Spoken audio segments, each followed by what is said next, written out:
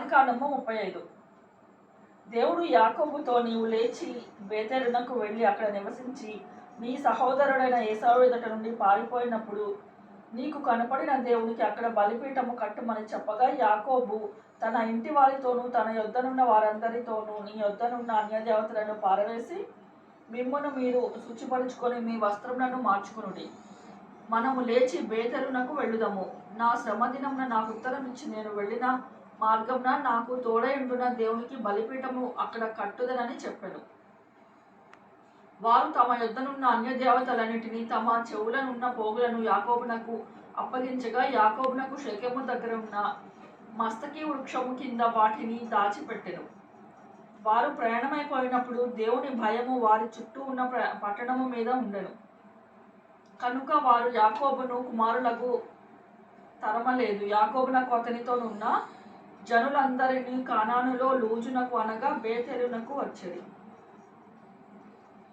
అతడు తన సహోదరుని ఎదుట నుండి పారిపోయి దేవుడక్కడ అతనికి ప్రత్యక్షమాయెను. కనుక అక్కడ బలిపీఠమును కట్టి ఆ చోటికి ఏల్ బేతేల్ అని పేరు పెట్టెను. రిబ్కా దాది అయిన దెబోరా చనిపోయి బేతేలునకు దిగువనున్న సింధూర వృక్షము కింద పాతి పెట్టబడెను.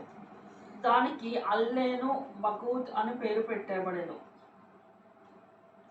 యాకోబు వద్దనరాము నుండి వచ్చుచుండగా దేవుడు తిరిగి అతనికి ప్రత్యక్షమై అతన్ని ఆశీర్వదించెను. అప్పుడు దేవుడు అతనితో, నీ పేరు యాకోబు, ఇక మీదట నీ పేరు యాకోబు అనబడును, నీ పేరు ఇజ్రాయేలు అని చెప్పి అతనికి ఇజ్రాయేలు అని పేరు పెట్టెను. మరియు దేవుడు, నేను సర్వశక్తిగల దేవుడను, నీవు ఫలించి అభివృద్ధి పొందుము, జనములు సమూహము నీ వలన కలుగును, రాజులను గర్భవాసములు పుట్టెదరు.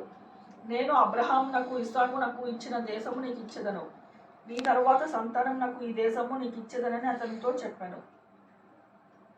దేవుడు అతనితో మాట్లాడిన స్థలమున పరమునకు వెళ్ళెను. ఆయన తనతో మాట్లాడిన చోట యాకోబు ఒక స్తంభము అనగా రాతి స్తంభము కట్టించి దాని మీద పానార్పణము చేసి నూనెయు దాని మీద పోసెను. తనతో దేవుడు మాట్లాడిన చోట యాకోబు బేతేలను పేరు పెట్టెను. వారు బేతేలు నుండి ప్రయాణమైపోయి ఎఫ్రతాకు వెళ్ళు మార్గంలో మరికొంత దూరము ఉన్నప్పుడు రాహేలు ప్రసవించు ప్రసవ వేదనతో ప్రయాసపడెను.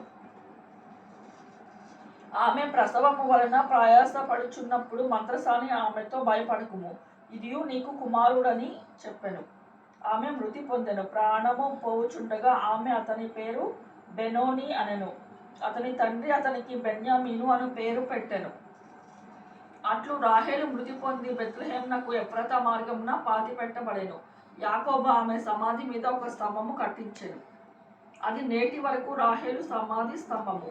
ఇజ్రాయేలు ప్రయాణమైపోయి మిగ్దల్ ఏదెరు అవతల తన గుడారము వేసెను. ఇజ్రాయేలు ఆ దేశంలో నివసించుచున్నప్పుడు రూబేను వెళ్ళి తన తండ్రి అయిన ఉపపత్ని అయిన బిల్హాన్తో సైనించెను.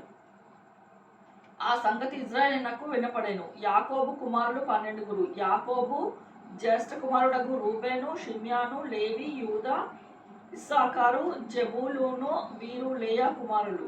రాహేలు కుమారులు యోసేపు, బెన్యామీను, రాహేలు దాసైన బిల్హా కుమారులు. దాను, నఫ్తాలి, లేయా దాసైన జిల్పా కుమారులు. గాదు, ఆషేరు వీరు వద్దనరాములో యాకోబునకు పుట్టిన కుమారులు. అబ్రహాము ఇస్సాకును పరదేశులై ఉండిన మమ్రేలో కిర్యత్ అర్బాకు తన తండ్రి అయిన ఇస్సాకు నొద్దకు యాకోబు వచ్చెను. అదే హెబ్రోను. ఇస్సాకు బతికిన దినములు 180 సంవత్సరములు. ఇస్సాకు కాలము నిండిన వృద్ధుడై ప్రాణము విడిచి మృతి పొంది తన పితరుల యొద్దకు చేర్చబడెను. అతని కుమారులైన ఏసావు, యాకోబులు అతని పాతిపెట్టిరి.